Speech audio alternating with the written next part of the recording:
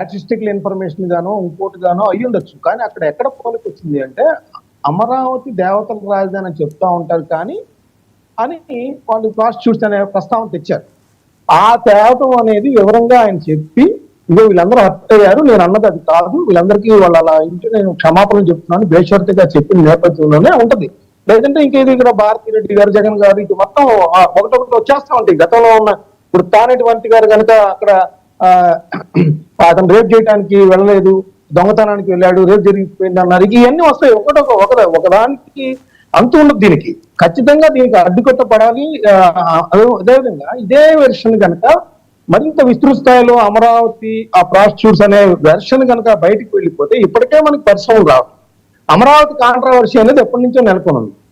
ఇప్పటి వరకు ఇప్పుడే ఒక 40,000 కోట్లు 50,000 కోట్లు మొన్న దాదాపు 1,00,000 కోట్లు పెట్టి నరేంద్ర మోడీ గారు పునర్నిర్మాణ పనులు ప్రారంభించారు. ఇండస్ట్రీస్ వాళ్ళు వద్దామా ఒక అడుగు అటేస్తున్నారు, ఒక అడుగు ఇటేస్తున్నారు, ఇంకా ఆ సంకోచాల నుంచి బయటికి రావచ్చు.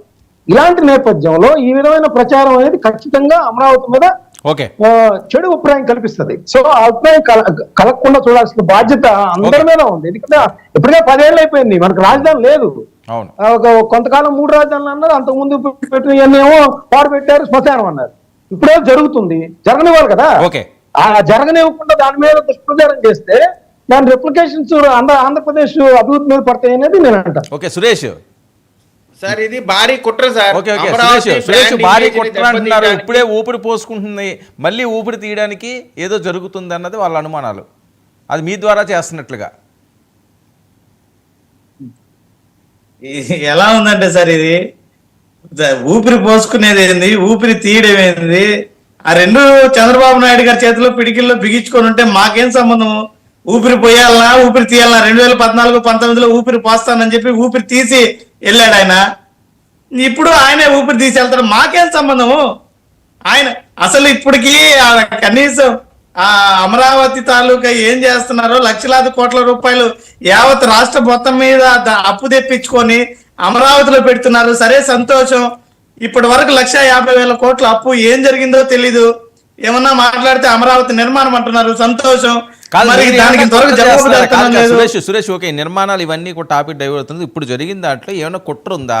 ఇప్పుడే ఇన్వెస్టర్లు వద్దాం అనుకుంటున్నారట. ఈ రకంగా ఆ ప్రాంతం మీద ఎంత నీచంగా నిందలేసేసి అక్కడ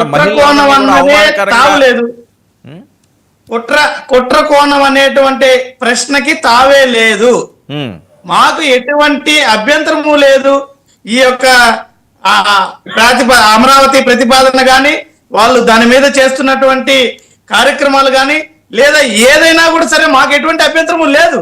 అభ్యంతరం లేనప్పుడు మాకు కుట్ర ఎందుకు ఉంటుంది? దాంట్లో వాళ్ళు ఏం చేసినా మాకు అభ్యంతరం లేదని మొదటి నుంచే చెప్పుకున్నాం కదా. చెయ్యండి, ఏం చేస్తారు, 5 ఏళ్ళు మేము చూస్తామనే చెప్పాం.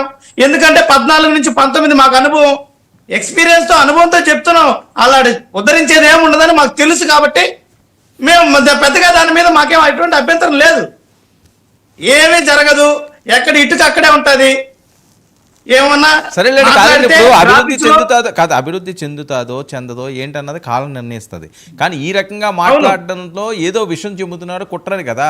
అభివృద్ధి అనే అంశం వేరు, మాట్లాడుతున్న అంశం మాటికి ఎటువంటి అభ్యంతరము లేదు. వైఎస్ఆర్ కాంగ్రెస్ పార్టీకి, తెలుగుదేశం పార్టీ అమరావతి పైన చేస్తున్నటువంటి కార్యక్రమాల పట్ల ఎటువంటి అభ్యంతరం కానీ, ఎటువంటి ఇబ్బంది కానీ లేనే లేదు. ఇది స్పష్టము, దీంట్లో ఎటువంటి ఇబ్బంది లేదు. సుధారాణి గారు, కాకపోతే ఆయన చెప్పాలా? సురేష్ గారు, అభ్యంతరం లేకపోతే ఇప్పుడు జరుగుతున్న నరేంద్ర మోడీ గారు చెప్పారు, అప్పుడు జగన్మోహన్ రెడ్డి గారు ఏం మాట్లాడలేదు. కనీసం అక్కడ అవినీతి జరుగుతుంది అంటున్నారు, టెండర్లు ఎక్కువ ఇస్తున్నారు, ఏం చెప్పలేదు. మళ్ళీ 2 రోజులు అయిన తర్వాత ఆయన ప్రెస్ మీట్ లో అక్కడ కాదు డీజీపీ ఆఫీస్ దగ్గర కట్టండి అంటున్నారు. అంటే అభ్యంతరం ఉన్నట్టే కదా. సలహాలు ఇవ్వడంలో తప్పేముంది సార్?